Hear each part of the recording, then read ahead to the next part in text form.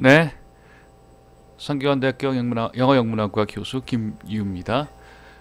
오늘 클로즈 리딩 두 번째 시간은요, 어, 데이빗 헤어라고 하는 영국의 극작가의 대표 작품 중에 하나인 플랜티라고 하는 작품을 가지고 진행하도록 하겠습니다.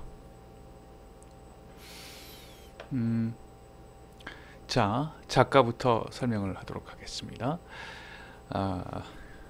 화면의 오른쪽에 보이는 그 사진의 주인공이 바로 데이빗 헤어라고 하는 작가인데요. 지금은 나이가 70을 넘었습니다. 지금 이제 여러분이 보시고 있는 화면은 데이빗 헤어의 상대적으로 젊었을 때 사진입니다. 데이빗 헤어는요, 지금은 이제 거의 영국 그 현대극에서 굉장히 이미 이제 상당한 위치를 차지하고 있는 그런 기성 작가라고 할 수가 있습니다. 1960년대 후반부터 극작 활동을 했고요. 따라서 데이빗 헤어의 초기 작품들은 1960년대 유럽과 미국 대륙 그리고 전 세계를 전 세계 영향을 주었던 60년대 반체제 반문화 운동의 영향을 많이 받았습니다. 그래서 상대적으로 정치적이고 사회적인 작품을 상당히 많이 썼고요. 맨 처음에 본 것처럼 영화 시나리오도 많이 썼고 또 여러 가지 다방면에 있어서 이미 상당히 많은 상을 이미 받은 그런 작가라고 할 수가 있겠습니다. 1998년에는요, 이러한 극작가로서의 그의 공헌, 문화적, 사회적 공헌 때문에 기사자기를 수여받았습니다. 98년에 이제 기사자기를 수여받았고요. 조금 과거로 돌아가면은 데이빗 헤어는 케임브리지에 있는 지저스 칼리지, 케임브리지 대학의 칼리지 중에 하나죠. 지저스 칼리지에서 영어 영문학을 공부했습니다. 그리고 아까 잠깐 얘기했던 것처럼 68년에 포터블 티어터 컴퍼니라고 하는 조그마한 극단을 만들어서 활동을 했습니다. 이 극단의 이름에서 포터블이라고 하는 것은 이제 자유자재로 이동할 수 있는, 그렇죠? 그런 조그마한 성격의 극단을 나타내는 그러한 단어로서 그 당시 이제 데이빗 헤어는 몇몇의 극작가들 그리고 배우들과 함께 영국 전역을 돌아다니면서 좀 기동력 있는 방식으로 조그마한 규모의 극을 관객들에게 찾아가서 보여주는 그런 형태의 문화적인 연극적 운동을 했습니다. 이제 데이빗 헤어가 70년대 중후반부터 영국의 이제 기존에 이미 만들어져 있는 이스태블리시된 그런 연극 무대에서 국립극장이라든지 커다란 규모의 무대에서 기성 무대죠. 자기 극을 올리기 전까지는 바로 이러한 조그마한 형태의 연극 운동에 매진했었습니다. 자, 지금은 물론 기성세대가 되었고요. 또 상당히 그럼에도 불구하고 사회적이고 비판적인 그걸 계속해서 내려오고 있습니다. 주된 그 관심사는요, 연극과 사회 변화, 그러니까 사회 변화를 이끌어내기 위해서 연극이 갖고 있는 기능과 의미에 대해서 집중을 한 그런 작가라고 볼 수 있습니다. 데이빗 헤어에서는요, 개인의 사적인 영역과 또 공적인 영역 같은 것이 아주 긴밀하게 결합되어 있습니다. 영국의 역사를 드라마를 통해서 보여주려고 노력했던 그런 작가라고 할 수가 있습니다.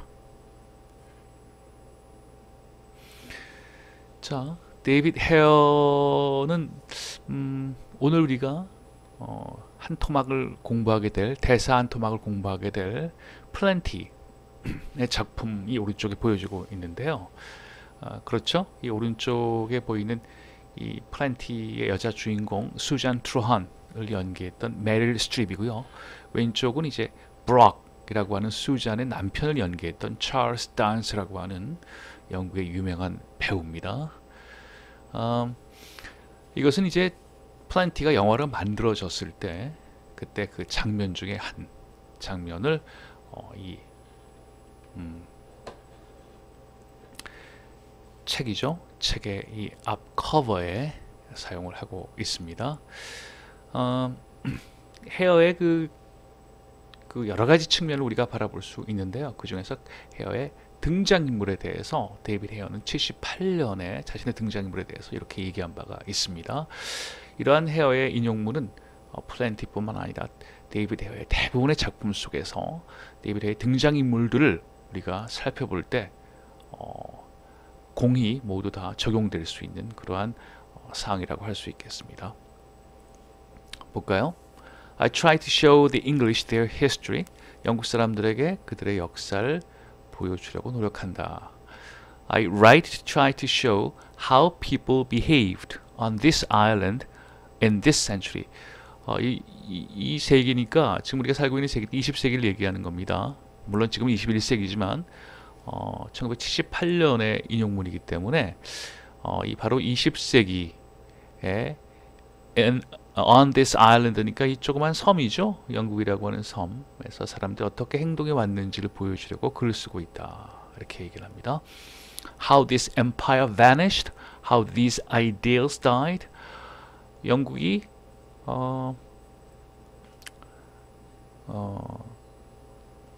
행사해 왔던 그렇죠? 제국으로서의 지위 지금 모두 사라졌죠.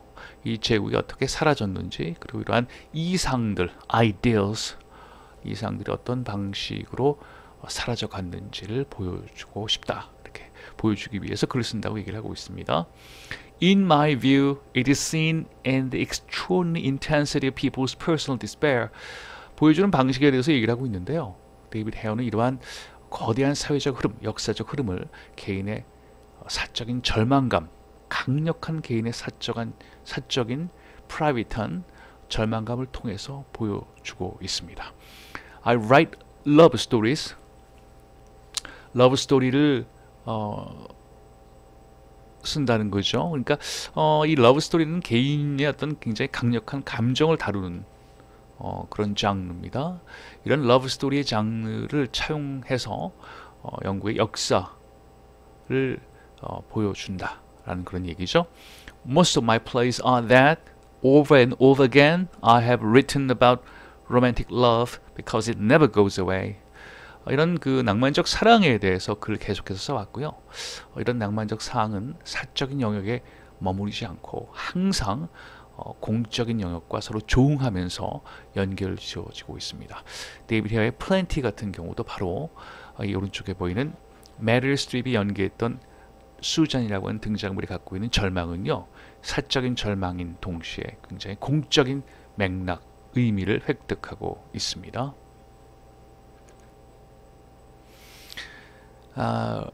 레이첼 와이즈라고 하는 배우 여러분 알 겁니다. 레이첼 와이즈라는 배우가요. 2016년도에 오프 브로드웨이에서요. 역시 극장에서 이 수잔 트루한이라고 하는 인물을 연기해 냈을 때 그 한 장면입니다. 메릴 스트립과 뭐 지금 보이는 레이첼 와이즈 같은 유명한 배우들, 할리우드에서 활동하고 있는 배우들도요. 모두 이런 데이비드 헤어의 작품에 욕심을 냈고요. 특히 이제 이 수잔 트루한이 갖고 있는 등장물의 특징 같은 것이 굉장히 연기해내기에 쉽지 않습니다. 모순적인 여성의 특징이라고 할 수 있을까요? 여성 등장인물의 특징이고 사적인 영역과 공적인 영역이 서로 결합되어 있기 때문에 이 수잔 트루한이라고 하는 등장인물이 보여주는 감정적 굴곡을 제대로 표현해내기가 쉽지가 않습니다. 반면에 그것은 배우로서는 한번 도전해보고 싶은 그러한 배역이기도 했죠. 자, 헤어의 말 한번 더 인용해 볼까요? I don't like to simplify my characters. 단순화시키는 것을 좋아하지 않는다고 얘기를 하고 있습니다. 등장인물들이요. What I try to do is not make people unrealistically morally right. 사람이 도덕적으로 굉장히 올바르고 도덕적인 어떤 도덕감에 무장되어 있는 마치 이제 비현실적일 정도로 도덕적으로 무장되어 있는 사람, 그렇죠? 그런 사람들은 이제 우리가 데이비드 헤어의 등장물 속에서 찾아보기가 굉장히 힘듭니다. I don't draw simple characters. 아주 단순한 등장인물들을 그려내지 않습니다라고 얘기를 하고 있죠. I tend to argue against my own good characters, possibly because I'm embarrassed, since they often represent things that I represent. 데이비드 헤어가요, 굉장히 그 데이비드 헤어의 등장인물 중에서는 도덕적으로 올바르고 또 올바른 도덕적인 감정을 갖고 있는 등장인물들, 특히 여성 인물들이 많은데요. 그럼에도 불구하고 그런 도덕적으로 선하고 올바른 인물들을 무대 위에 올려놓고 또 그 인물의 다른 측면을 보여주는 것이 데이비드 헤어 작품의 전형적인 특징이라고 할 수가 있습니다. 그래서 데이비드 헤어의 캐릭터들은요, 항상 그 안에 양면성을 포함하고 있습니다. 오늘 우리가 살펴볼 수잔이라고 하는 인물도 바로 그런 인물 중에 한 인물이라고 할 수가 있겠습니다. 자, 오늘 살펴볼 이 부분, 이것도 역시 영화의 한 장면에서 가지고 왔습니다.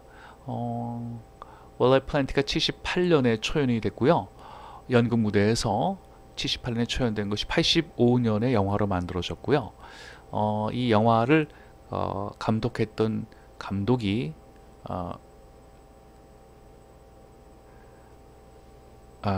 프레드 스캐피시라고 하는 그런 감독입니다. 스캐피시 감독이 85년에 수잔의 인물을 바로 이 메릴 스트립이라고 하는 유명한 배우를 통해서 창조해 내도록 했습니다. 그래서 스캐피시 감독의 연출하에 메릴 스트립과 샘 닐, 찰스 단스, 존 길것, 영국의 연극 무대에서의 아주 대단한 인물이죠. 이 작품에서는 9세대 영국 외교관인 그 다윈이라고 하는 인물을 맡아서 열연했던 그런 배우입니다. 존 길것. 이안 맥칼런, 역시 유명한 셰익스피어 배우이죠. 영화에서도 많이 출연을 했고요. 자, 여기 오른쪽에 보이는 이 찰슨이라고 하는 영국 외무성의 고위 관리죠. 이 고위 관리 역할을 했던 것이 이제 이안 맥칼런입니다.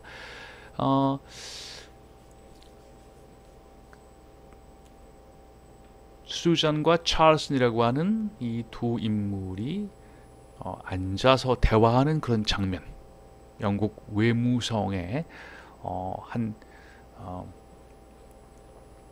공간에서, 장소에서 대화하는 그런 장면이 오늘 살펴볼 클로즈 리딩의 중요한 부분이 되겠습니다.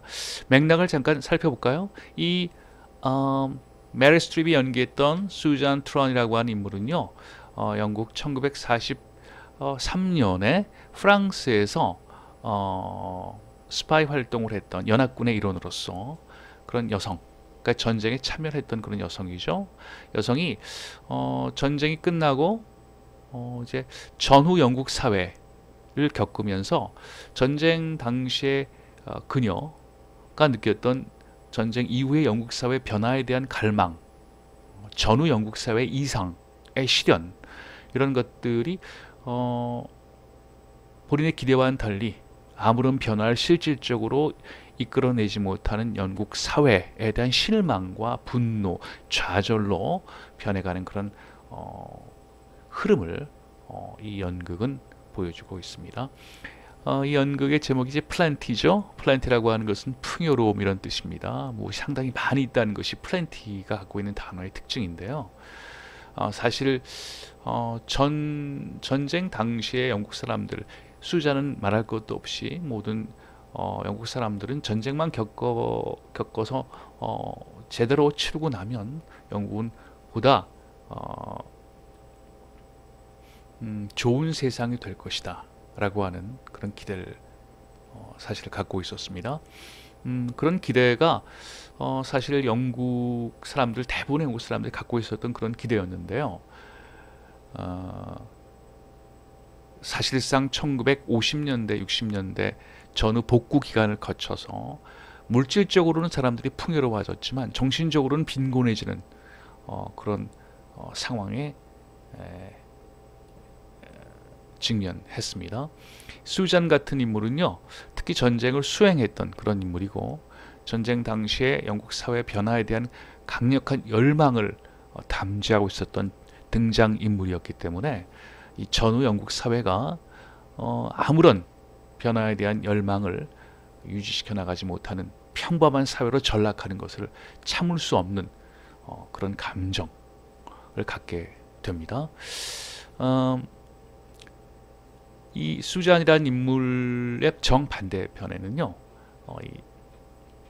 바로 이 찰슨이라고 하는 인물이 있는데요. 이 인물이 사실상 외교관, 고위 외교관이지만 실질적으로 변해가지 않는 영국 사회를 적나라하게, 그 심리 상태를 적나라하게 드러내주는 그러한 역할을 하고 있습니다. 한마디로 정리해서 얘기하자면 변화를 열망하는 수잔과 이 변화와는 상관없이, 변화보다는 현실 속에서 권력을, 그쵸? 그나마 제국을 잃어버린 영국이 남아있는 권력을 움켜쥐려고 하는 그러한 욕망만을 갖고 있는 그런 인물과의 적나라한 대화 장면을 보도록 하겠습니다. 자, 찰슨 이렇게 얘기를 하죠. 찰슨이 이제 미시스 브록이라고 수잔을 부르는 이유는요, 이제 브록이라고 하는 인물과 수잔이 결혼을 하는 상황이고요. 이 브록은 역시 외교관이죠. 외교관임에도 불구하고 수잔이 정신적 상태가 아까 얘기한 것처럼 전후 영국 사회에 대한 기대가 절망으로 변해가는 상황 속에서 수잔이 정신적으로 불안 상태를 겪게 되었기 때문에 브록이 자기 부인인 수잔을 살펴주려는 그러한 상황 속에서 영국 외교성의 그 지시를 어기게 됩니다. 파견지를 이제 불법 이탈하게 되는 경우가 되는데요. 그런 상황 속에서 브록은 좌천이 된 상황입니다. 수잔은 이런 브록, 자기 남편의 좌천 된 상황 속에서 자신의 잘못을 찰슨에게 얘기를 하고 자기 남편을 좀 원래 자리로 돌아가게 해달라라고 부탁하는 그런 장면입니다. 자, 찰슨이 이렇게 얘기를 합니다. 브록이 좌천된 이유를 설명하는 그런 맥락이죠. 이런 맥락 속에서 영국 사회가 겪고 있는 하나의 문제점이 적나라하게 드러나고 있습니다. That is the nature of service. 서비스라고 하는 것은 외교관이죠. 외교관이 하는 일들입니다. 자, Mrs. Brock, it is called diplomacy. 외교적인, 그렇죠? 솜씨, 그렇죠? 외교적 솜씨, diplomacy라고 불리는 거죠. 그것이 우리가 하는 일에 굉장히 중요한 성격을 좌우하고 있습니다. 이렇게 얘기를 합니다. And each practice, the English lead the world. 자, 실질적으로 영국 사람들은 세상을, 그죠? 세계를 lead, 좌지우지하고 있죠. 주도해 나가고 있습니다. 자, he smiles, 웃고 있습니다. 이렇게 웃는 이유는요, 실제로 영국 사람들이 세계를 주도해 나가고 있다라고 얘기를 하지만 영국은 이미 제국을 다 잃어버렸고요. 제국의 영광은 찾을 수가 없습니다. 자, 그걸 irony라고 얘기를 하고 있습니다. The irony is this: we had an empire to administer, 경영할 그런 제국을 갖고 있었죠. 과거에. There were 6,000 of us in this place. 외무성에 무려 600명이라고 하는 사람들이 일하고 있었습니다. 제국이 항상 존재했고 건재했을 때 이것을 운영할 사무직 사람도 필요했고 행정직 사람도 필요했고 그랬겠죠. 이 외무성에는 무려 600명의 사람이 있었다고 얘기를 하고 있습니다. Now it's to be dismantled and there are 6,000. 재미있죠. 제국이 이제 거의 해체되는 상황이죠. dismantle이라고 얘기했으니까. 자, 제국이 지금 해체되는 그런 상황에 있는데요. There are 6,000. 사람은 600명에서 오히려 6,000명으로 늘었다고 설명을 하고 있습니다. 제국이 쇠퇴되고 해체되는데 오히려 제국과 관련해서 일하려고 하는 사람들, 일하고 있는 사람들은 무려 10배가 더 늘어났다는 아이러니에 대해서 설명을 하고 있습니다. As our power declines, the fight among us for access to that power becomes a little more urgent, little uglier perhaps. 우리의 힘은 점점 더 빠지고 있는데, 쇠퇴하고 있는데, 그 얼마 남지 않은 권력, 그렇죠? 파워를 얻기 위해서 우리 안에서 벌이는 싸움은 어떻게 됩니까? A little more urgent, 더 급박해지고 더 추해지고 있습니다.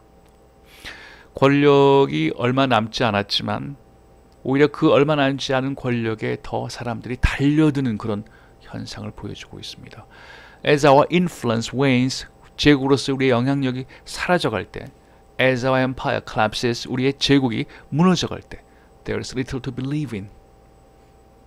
더 이상 믿을 건 남아있지 않지요. Behavior is all. behavior, 처신만이 제일입니다. 무슨 얘기냐면요. 제국이라고 하는 거대한 어떤 현실, 그렇죠? 그것이 무너져감에 따라서 사람들은 더 이상 그 제국과 관련해서 갖고 있었던 사명이라든지 믿음 같은 것은 더 이상 존재하는 것이 없다는 얘기를 하고 있습니다. 자, 믿음을 상실했을 때 남아있는 것은 무엇일까요? 마치 믿음을 갖고 있는 사람인 것처럼 행동하는 것, 그렇게 처신하는 것이 제일 중요하다는 얘기를 하고 있습니다.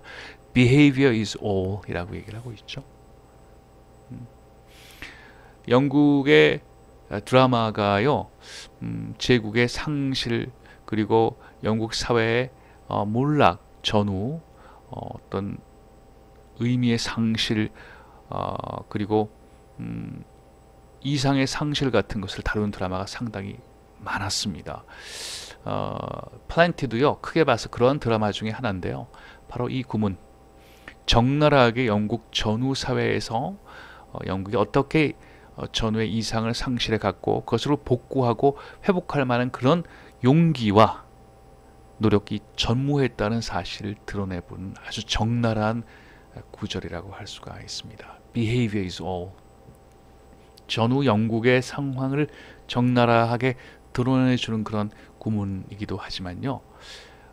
현대인들, 우리가 살아가고 있는 현실 속에서 우리의 모든 믿음은 상실한 채 단지 믿음을 갖고 있다는 그 태도, 남한테 보여주는 그 자체가 더 의미가 있는 그런 사회에 대한 일반적인 비판으로도 충분히 의미 있는 구절이기도 합니다.